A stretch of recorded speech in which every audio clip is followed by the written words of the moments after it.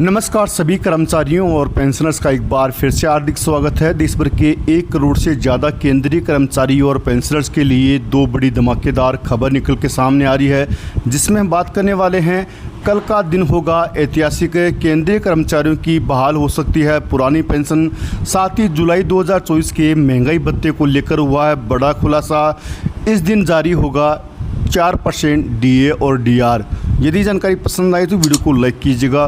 Channel पर पहली बार आए हैं तो प्लीज़ चैनल को सब्सक्राइब कीजिएगा, क्योंकि आपसे जुड़े तमाम तरह के महत्वपूर्ण आदेश वीडियो और इन्फॉर्मेशन हम यहाँ पर लाते रहते हैं। वित्त मंत्री निर्मला सीतारमण 23 जुलाई 2024 को संसद में वित्तीय वर्ष 2024 के लिए पूर्ण बजट पेश करेगी। इस बजट से देश के आम नागरिक, मिडिल क्लास, उद्योग जगत, उच्च शिक्षा प्राप्त करने वाले विद्यार्थियों और गृहिणियों की उम्मीदें हैं। उम्मीद यह भी जाहिर की जा रही है कि इस बजट में पुरानी पेंशन योजना को लेकर बड़ी खबर निकल के सामने आ सकती है, क्योंकि केंद्रीय कर्मचारी संगठनों सहित देश भर के अनेक संगठनों द्वारा केंद्र सरकार को पुरानी पेंशन बहाल करने की मांग की है और इस मांग की कॉपी देश के राज्यों और केंद्र शासित प्रदेशों के मुख्यमंत्रियों को भी भेजी गई है।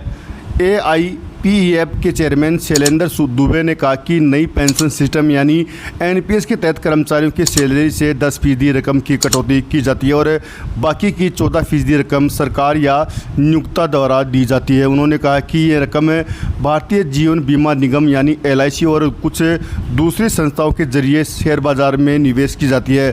कर्मचारियों की सेवानिवृत्ति के समय बाजार जो भी होगा वह रकम वापस कर दी जाएगी और बाजार मूल्य के हिसाब से पेंशन दी जाएगी, जो कि यह रकम बहुत कम है।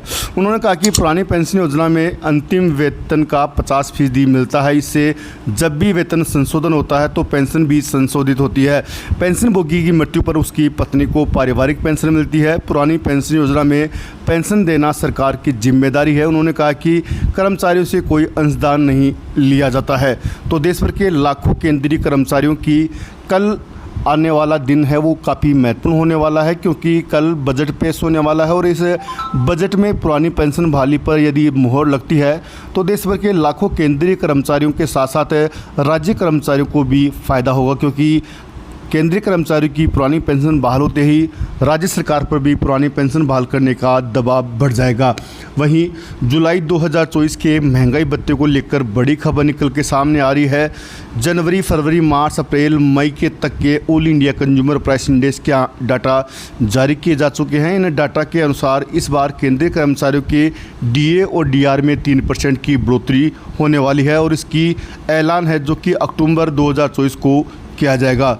मिलते हैं नेक्स्ट वीडियो में, तब तक